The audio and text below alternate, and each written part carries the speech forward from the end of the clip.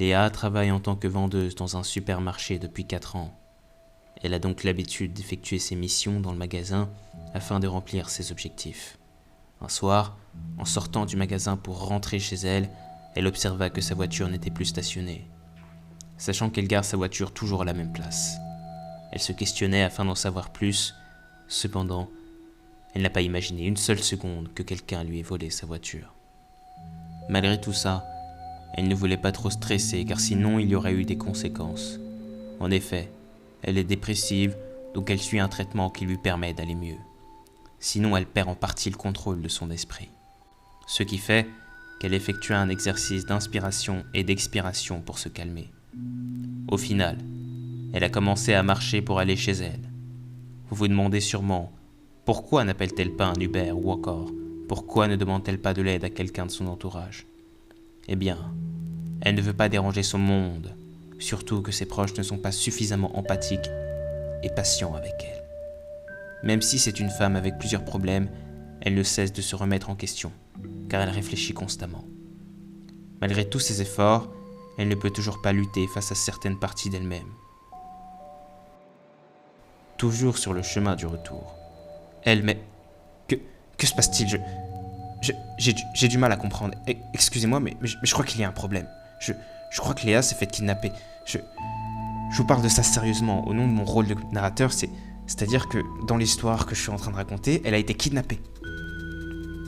Avez-vous une idée de qui et de pourquoi? Bien évidemment que non.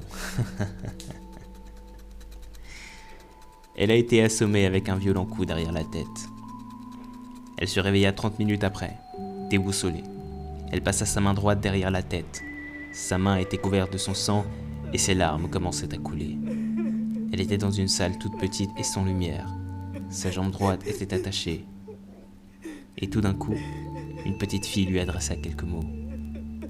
Hey, tu veux vivre? Léa répondait. Ma chérie, aide-moi, détache-moi sans faire de bruit. La petite fille ne lui a pas répondu, mais elle se retourna, se pencha vers le sol pour y ramasser une batte de baseball. Elle se dirigea vers Léa et commença à lui donner des coups au ventre durant 30 minutes. Léa avait terriblement mal et pleurait encore plus. Elle était traumatisée par les coups qu'elle avait reçus de la petite fille. Arrête, je t'en prie, tu ne devrais pas faire ça, disait Léa avec une tristesse poignante dans sa voix.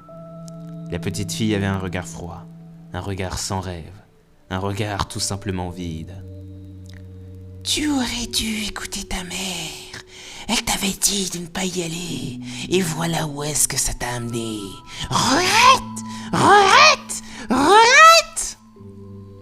Léa se demandait ce que voulait dire la petite fille. La petite fille parla en disant « Tu devrais avoir déjà compris. Tu ne penses jamais à ton passé. Tu ne penses jamais à ce qui s'est passé autrefois. Tu ne penses jamais à te replonger dans tes peines d'il y a un temps. C'est précisément pourquoi tu ne mérites pas mieux. » Après ces mots lourds de sens, Léa sursauta et ouvra ses yeux tellement grands qu'on aurait dit qu'ils sortaient. Elle commença à comprendre de quoi parle cette gamine. Après cela, elle fixa la petite fille pendant quelques secondes et déclara ceci. Je sais finalement qui tu es. Tu es moi. Je suis toi en adulte. Nous sommes liés jusqu'à la fin. La petite fille esquissa un large sourire, même pas une seconde.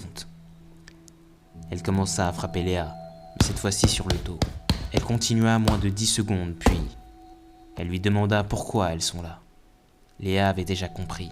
En effet, les deux doivent fusionner et se regarder droit dans les yeux. Elles doivent s'assumer et assumer leurs mœurs du passé. Elles doivent se comprendre de bout en bout. Léa avait bien répondu à la petite fille et d'un coup, elle s'est retrouvée allongée sur son lit, chez elle. Elle se sentait bien mieux qu'avant car elle a su faire face à ses anciens démons. Quand elle était petite, elle voulait sortir le soir pour aller chez une amie. Sa mère ne voulait pas lui donner l'autorisation de sortir, et pourtant Léa n'avait pas obéi.